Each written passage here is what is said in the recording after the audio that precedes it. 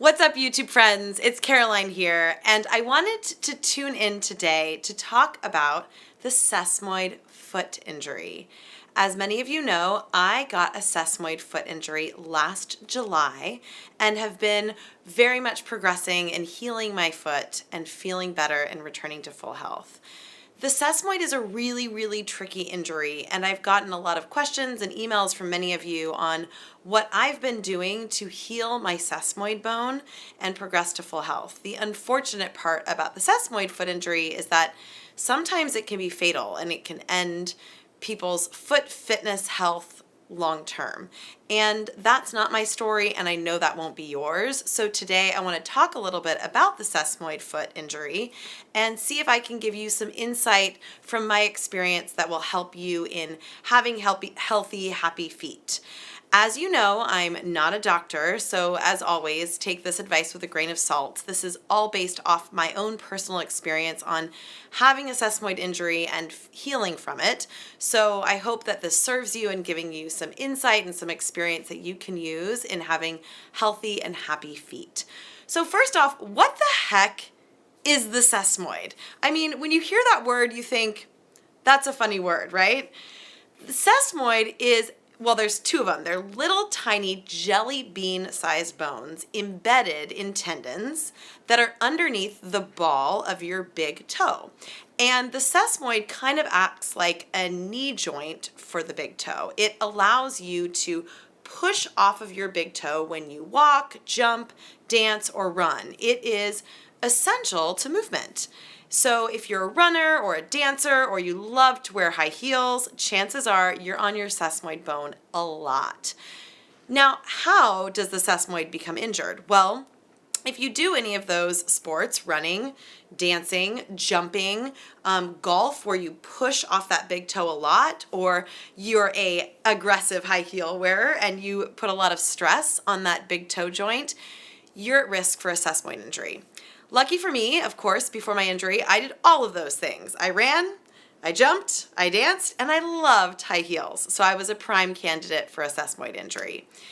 What does a sesamoid injury feel like? Well, there's many different styles of sesamoid injuries. You can break the sesamoid bones, which is extremely painful. And if you break those little tiny jelly bean sized bones, you can't really walk. And you know if it's broken because it really hurts. You can also get tendinitis of the tendons around the sesamoid bones. So it's called Sesamoiditis, which feels like an inflammation. It kind of feels like the ball of your big toe is hot. There's something underneath your big toe that you kind of want to roll out.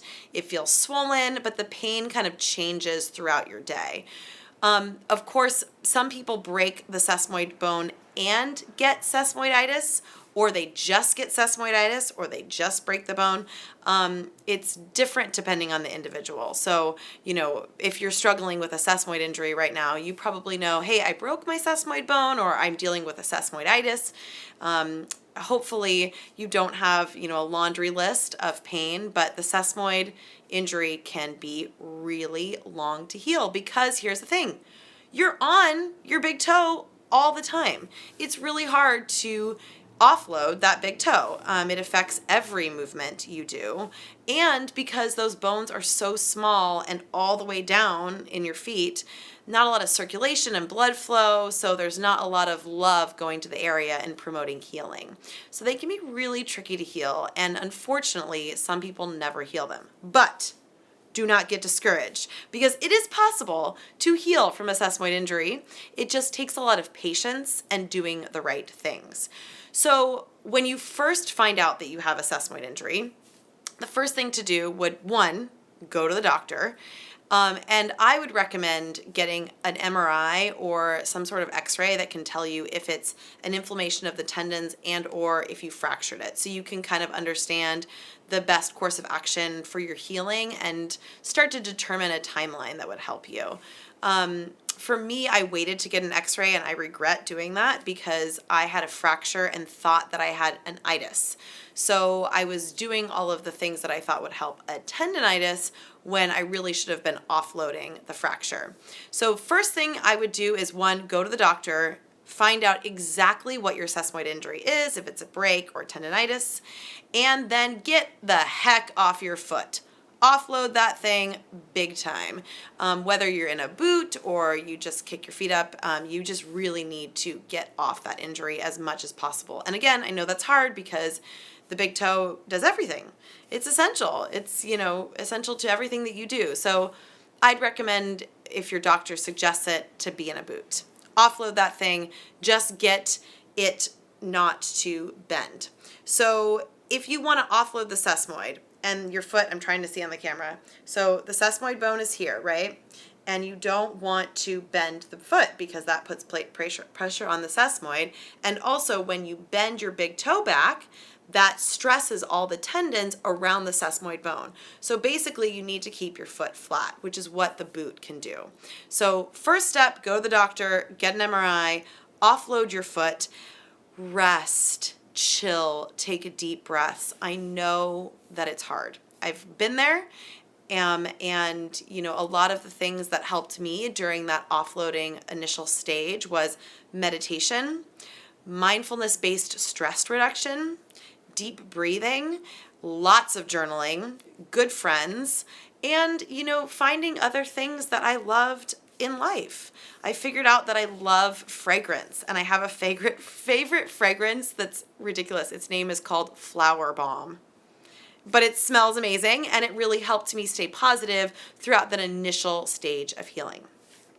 Once you're kind of through that initial stage, the second step would be finding a physical therapist that understands sesamoid injuries and can help you rehab your body and your foot back to full health.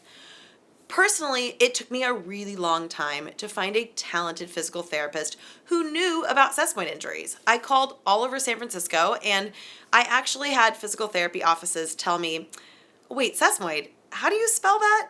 Which to me signaled run quickly away and find somebody who can spell the injury that you have. So it took me a long time to find a good, talented team of people to work with. But once I did, I started physical therapy. I made the investment every week of paying that fee to see a physical therapist, and I'm still paying it. And it was really worth it because they understood how to retrain my body slowly and progress into loading that big toe and that bone in a healthy way. So do research, ask around, interview the physical therapist that you're interested in investing in before you start working with them. You need to make sure that you feel well taken care of by the people you're paying a lot of money to go see. So finally found my good team, and I know that I'm in really good hands. So usually what happens when you work with a physical therapist is they start to train all of the areas around your sesamoid bone that can help you once you start to be able to put load onto the big toe and the bone.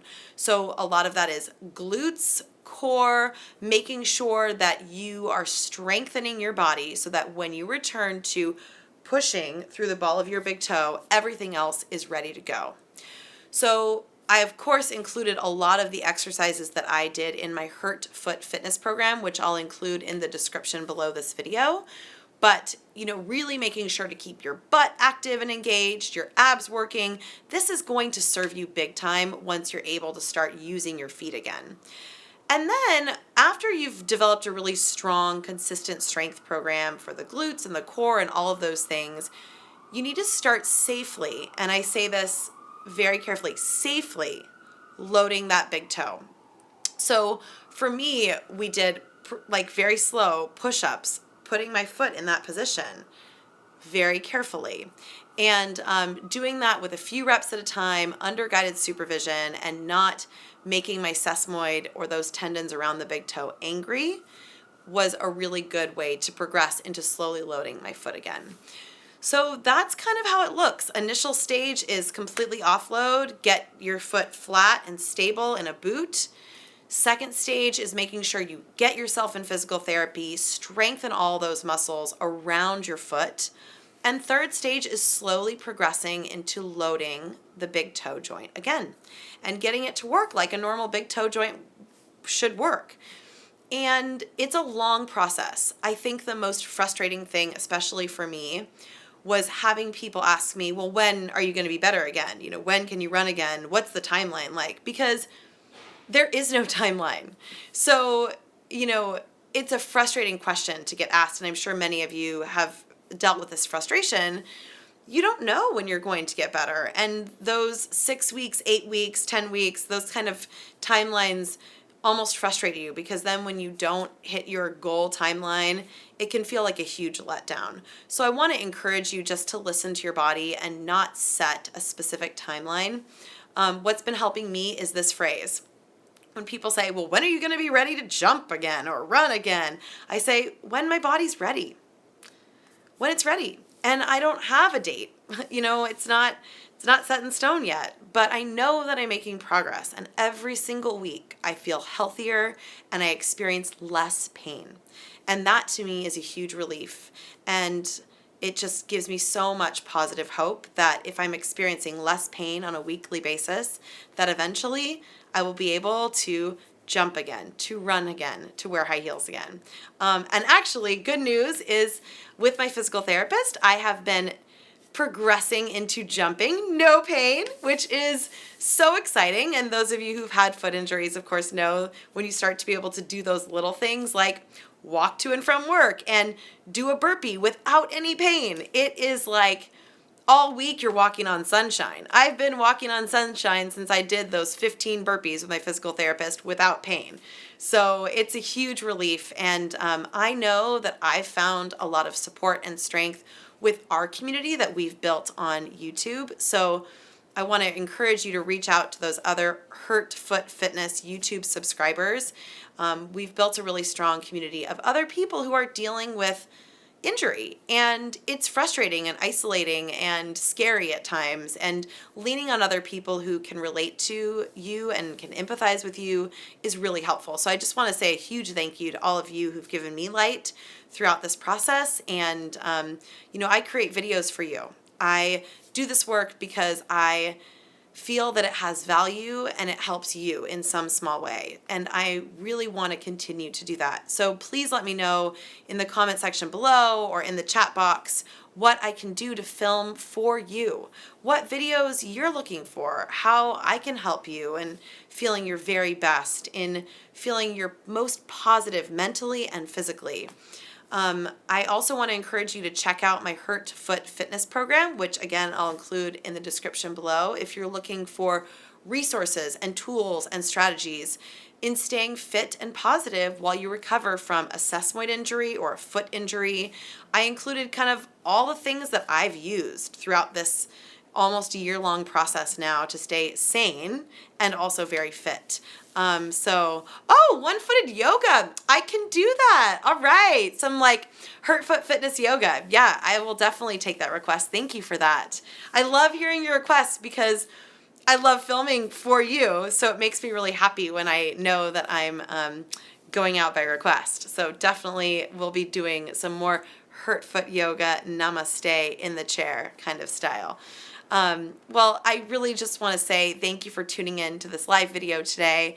Thank you for being along with me on the sesamoid foot injury journey to healing and back to full health. And I will say, I feel so good today, and I've come so far, and I know that you can too, and I'm here to support you. So I just want you to stay strong and stay positive, and click on the links in the description below to check out all the resources that I've pulled for you in staying healthy, happy, and fit during whatever injury life hands you. And I want you to know you will heal, you will come back stronger, and I am here for you. I believe in you 110%. Thank you for being a part of my YouTube community and part of my world online and off. I'm sending you so much love, and I'll see you again soon here on this YouTube channel. Bye, my friends.